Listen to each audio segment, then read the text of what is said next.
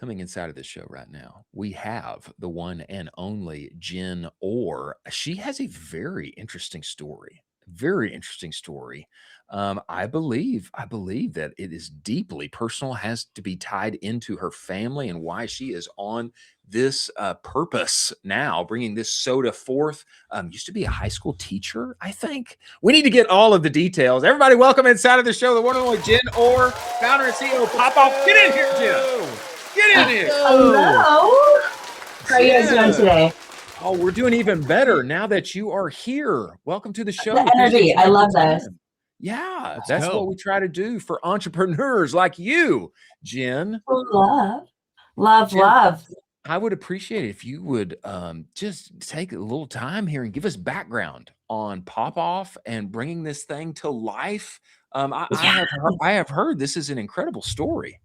Oh, thank you. Yeah, so PopOff was inspired by my late dad. So after he passed away, I found myself asking this one question, and it was essentially if he had more access to healthier food and beverage options throughout his lifetime that were convenient, that tasted good, could he have not only lived a longer life, but a fuller one? And that really made me think about, what I was putting into my body and how I was feeling it. And that really just inspired me to create something that, again, merged both, I think, good taste and good health together. Yeah, this is like a common refrain that we see whenever, especially when we talk with people who come on the show in CPG, is that not only do we all want like better for us stuff, but somehow if it can taste real good too, then you know that you have got a winner. I totally agree with this thesis. Taste so important. Yeah, no, taste is king, truly. Yeah. Wow. I mean, so you transitioned from going from a high school teacher into building this company. What was that moment like? When did you know, okay, I'm going to plant this, I'm going to build this company? And what was the initial learning, trying to learn how to build this company moving forward? What was that like? Yeah, so I stopped teaching in June of 2020. So I finished out the school year, realized, I love teaching as like a general, just like life skill, I guess you'd say. And I loved my students, but I just kind of knew that that career wasn't the one that was going to get me to the goals and aspirations I had in my life. So it was kind of bittersweet, like I went to school to do this, and I'm the kind of person who likes to see things through. So it was a little bit hard for me, but left teaching. I actually had another brand before PopOff. Really? And it was yeah. So it was a Montessori inspired children's educational tools brand. And I sold that last year, and using that experience, I feel like I was able to more confidently come into PopOff and use my previous experience as like a stepping stone, I guess you'd say. Totally. Wow. That's unbelievable. Jenn, I mean, also, this is fascinating. This is fascinating. Yeah, keep going. I was also going to say too, I mean, I'm pretty sure you can correct me if I'm wrong. You're in 100+ retailers already. Talk to us a little bit about that, because that is kind of an unbelievable number for CPG. And I'm sure any CPG founder listening to this is hyper intimidated. How do you kind of break that down and kind of get through just the first retailer and kind of walk through all the way to 100? Totally. Yeah. I think, being in CPG and being from a career that is nowhere related to CPG is hard, because you don't know what you don't know, right? So for me, a lot of what I've done is put an importance on networking, putting myself in spaces and rooms that can help me grow, not only as like a person, but like I think as an individual, and going to trade shows where, again, I can learn and connect with the people that I need to get into these stores. So it's a lot of doing trade shows, getting the product out there, sampling. Oftentimes, like I've been at a farmer's market, for example, and a buyer has come and said, hey, like I'd love to bring this into our store, or Wow. hey, I work for X retailer and I love this product, I'm going to bring it to their attention. So it's really putting yourself out there. Wow. This what the path that you're describing here, CPG always just seems, it's so cool and it's innovative, but also seems so hard. So hard. How do you make this thing happen? But we just had another CPG founder from Austin, Sarvar is his name. Started a drink called Prox, and he kind of distilled down what he thinks like growth is inside of the space. It's cans in hands. You have to actually get the cans in people's hands and let them try it. Yeah. I find this compelling. Like, you've been there at farmers market, which I've done many myself, and I do not yearn to set up those farmers markets tents again. I don't. I used to have a coffee business, and I do not yearn to set up those farmers market tents anymore. But it's crazy. There at the farmers market, you're meeting buyers that lead to cans in stores. That's wild, Jen. Yeah. We like to also use the term like sips to lips. So lips. Yeah, wherever you can sample and just get people to try your product, like if you just like think when you go to Costco, I don't know, I think about my own purchasing patterns. Go to Costco, try something, and I'm like, oh yeah, I want to buy this. This tastes great. Yeah. So it's just getting out there sampling. I feel like as we're talking here, you just got this like interesting kind of you've just got this good vibe, like figure it out vibe. Let's go. High agency. I always feel that teachers are like some of the most just underrated like people figure-outers in the work world. Yeah. You know what I'm saying? It's like, I can figure out how to wrangle these kids and like impart some knowledge into them. You can probably do a number of other things. And you've had this other business, Raising Humans. Is that it? Yes. Yeah. I sold that one. Now you're in a totally new sphere, figuring out CPG. Tell me about rolling rolling this thing out, and more flavors. Like what does the experience look like on the development side, Jen? Yeah, so I work with a food scientist because, again, I don't want to poison anyone. Right. I work with a great food scientist, and initially we have 6 flavors. 3 of them are seasonal, and then 3 of them are our core flavors. And I developed all 6 at once. So initially I had to essentially choose the flavors I wanted to launch with, based off, I think, one, my own personal liking. And then second, seeing what's out there on the market, what's trending, maybe what's popular, what has high sales, and getting consumer feedback, right? And that's kind of ultimately what allowed me to pick these 6 specific flavors. And now moving forward, now that I have a customer base, again, it just comes down to surveying them, because I don't want to bring on a flavor or a product that's not going to do well. So very interesting. Yeah. Could you talk a little bit about kind of managing these relationships that you already have with retailers? Because I feel like that is a job in and of itself. Like, you have 100+ retailers and you have these relationships built out. That seems so overwhelming to be like, okay, great. You now have it on shelf, but now you're responsible with making sure that they kind of get through a reorder. They get to know you. They start to love the product. Like, that just seems so overwhelming to me. No, totally. And I think for me, something that I think I gained from teaching is the love of building relationships. For me, I think yes, obviously making money is so great, right?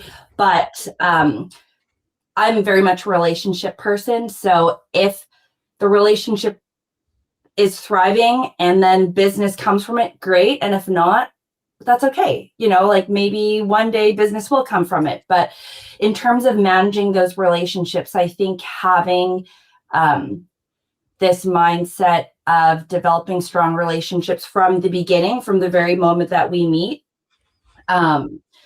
there has been, I don't want to say it's been easier, but instead of it feeling very transactional, it felt a lot more just like, I scratch your back, you scratch my back. All win, right? Like, totally. I want the retailer to win just as much as I want to win, just as much as I want my distributor to win. So I think that's my philosophy on that. But in terms of actually managing all of it, I've been using, I feel like, a lot of AI now to keep track of all my communication, who I've communicated with last, who needs a demo, who needs this, who needs that. And vibe coding has been definitely a new thing. I've dabbled into.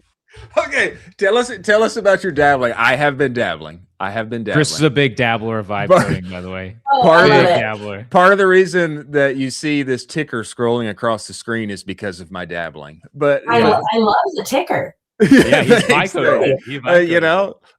So a few late nights, and you vibe code away, and then things appear. Okay, what have you been dabbling with vibe coding? So I originally was using Lovable because I had a friend who was creating their own CRM through Lovable. And then I had some other friends who were like, no, you got to do Claude Code. So then I started going on to Claude Code, and I could just, like, that's what I just spend my time doing, other than the obvious like PopOff stuff. I guess like the vibe coding is for PopOff, but it's just like, cool. I'm like a little bit nerdy. So like I love doing all the techie stuff. Building like a CRM system, building just like all these different things that I think can almost like easily replace a person. So there's certain things I think that are a little bit harder to replace, but some of the operational things I think are quite easy to replace via just creating, something on Claude Code or Codex. What do you use? We're Claude-pilled. We're Claude-pilled. We had Dean Brennan on this show, CEO of Heart and Soil. It's a $60 million plus brand, and he rebuilt their entire financial cash flow model in a weekend with Claude Code and basically replaced the whole thing. And we are seeing this time and time again where people are building internal tools inside of Claude Code, Lovable, all of this. What are you most excited about? What else do you want to build inside of there and then basically deploy? I mean, is it cash flow model? Are you going for something else? What else do you want to build? I think all the things. I think the one thing that I'm really trying to build out right now is taking like my distributor sales and putting them from my multiple distributors, putting them in one place. So then again, I can kind of see trends of like, okay, well, what flavors are selling faster than others? In general, I know in here, but like when I'm passing it on to people, I need it in a physical space that they can just kind of log on to, take a look at. So building that out, seeing, what stores are the highest performing. So that way, when they're asking like, hey, can we have a demo or can we have XYZ, I can know where to allocate more funds, because if they're like an A store that sells a lot, we're going to just keep pouring fuel on the fire kind of thing, right? So it's been really interesting seeing like, oh, I didn't realize that X retailer was actually in our top 5. I thought they were lower than that. But so it's been really neat, just like with the preliminary things I've done with Claude Code, when it's just built like a spreadsheet for me, seeing all of that and having it analyze things without me even asking. So we have our lemonade flavor that we just launched. And it had told us like, hey, your Italian lemonade has sold more in the first week than your cranberry ginger ale did when it first launched, like last year, kind of a thing. Awesome. And that was something that I probably wouldn't have necessarily like asked right off the bat. Like I wouldn't have thought to ask that, but the fact that I fed in the information and it just spit it out to me, I was like, oh, this is kind of cool. Like, is it because is it because we're more established of a brand now that there's just a baseline higher customer count? Or is it truly because this specific flavor resonates more with the consumer and it's also summer, So I don't know. I just think it can give a lot of data that, just a simple spreadsheet. I don't want to say that a simple spreadsheet can't do, but it just, I hate spreadsheets. Everything. I hate spreadsheets. I like it. I like AI talking to me a lot better. Hey, let me say this in passing. Number one, Italian lemonade is like such a better name than just like, look at that. Look at that. Let's go. Italian lemonade. So this is just fancy. Yeah, we got to change it to have Italian lemonade on it, but this was just like a. I love the name. I love the name. How about this, Jen? How about this? I think right now, mostly distributed in Canada, correct? Correct. We sell online, so you can buy online and ship to the US and in Canada. Primarily in Canada in retail right now, but. When are we going to get you expanded down here to Central Texas, Jen? That's where I'm particularly interested. Come on. I feel like the Austin. You need to be in Austin, Texas, is where you need to be. The whole vibe down here is outdoor. Better for you. People are hot.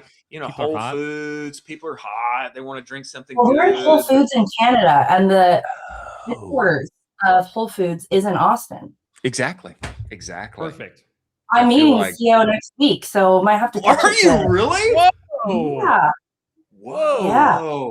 You're meeting the CEO of Whole Foods next week? Well, I hope to. Okay, I should backtrack a little bit. He will be there at a sampling event for Whole Foods, and I think there's only like a very few amount of vendors. So I'm manifesting. Yes, that's go. Right. Manifesting. I think we need the whole North American rollout. I know. We do. That's on my I have like this vision board, and I have this little section on my vision board that says moonshots. And a national rollout in Whole Foods is one of my moonshots. So that moonshot needs to happen. That needs to happen. I know. That needs to happen. We need to find the CEO's name, and we need to DM him. And tell him PopOff needs to go. I think we need to find him. Producer Jack, make a note of that, and we're going to find him and DM him on LinkedIn or Twitter, wherever he lives. Yeah, all the energy. I love this energy. LinkedIn. Yeah, we're going to tell him. We're going to tell him. PopOff. It needs to be at HQ in Austin, and it needs to be rolled out everywhere across America and Canada and beyond. Yeah. So Jen, wow, that's exciting. We got big things coming up. Let me ask you this. I think bootstrapped thus far, right? Yeah. Are you looking to raise funds? If Whole Foods came calling and said we want the national rollout, how would you navigate that? Ooh, I think, so been bootstrapped from the beginning. Awesome. And thinking about fundraising probably next year. Okay. We'll see. If they do come and they say, hey, we want a national rollout, that's going to be something that I'm going to have to really think about. I have some friends who have launched nationally in Target, and they've had to figure out this cash flow issue. It's such an interesting. We had a recent company called Frozen One. I don't know if you've heard of them. Alan and Connor at Frozen. 40 grams. 40 grams protein in an ice cream pint. Let's go. And it's great. They came on the show. Of course, they were talking about Whole Foods, talking about HEB as well, which is like a local chain down here. And Central Market, right here, all in the same place. And a couple of weeks later, after being on the show, popped up on the timeline. They raised $5 million, and the CCOM cowboy effect. maybe it's a cowboy effect. Probably. Could be. You know? Could be. But when that time comes, methinks that your momentum and what you guys are doing, man, methinks that there's going to be plenty of opportunity. And of course, we're happy to connect you as well on that. Jenn, incredible having you on the show. And Thank you. excited about you doing this up in BC. And eventually it's going to come. It's going to make its way down here. We know. Let me riddle me this, Jenn. Yes. Where can people find you, follow you, buy, order the cans right now, regardless of where they are? And then maybe, they're near one of your retailers. Where do we need to find you? Yeah. drinkpopoff.com if you want to order online. Drink PopOff is our Instagram. What else? I personally am on LinkedIn. I like to post on there. I've taken a little bit of a temporary hiatus because I've just been busy prepping for summer with PopOff, but I usually like to post on there and whatnot. So incredible. Amazing. Jenn, we appreciate you making the time to join us, and we look forward to having you back. We're going to be following along. Thank you. I love it. Thank you.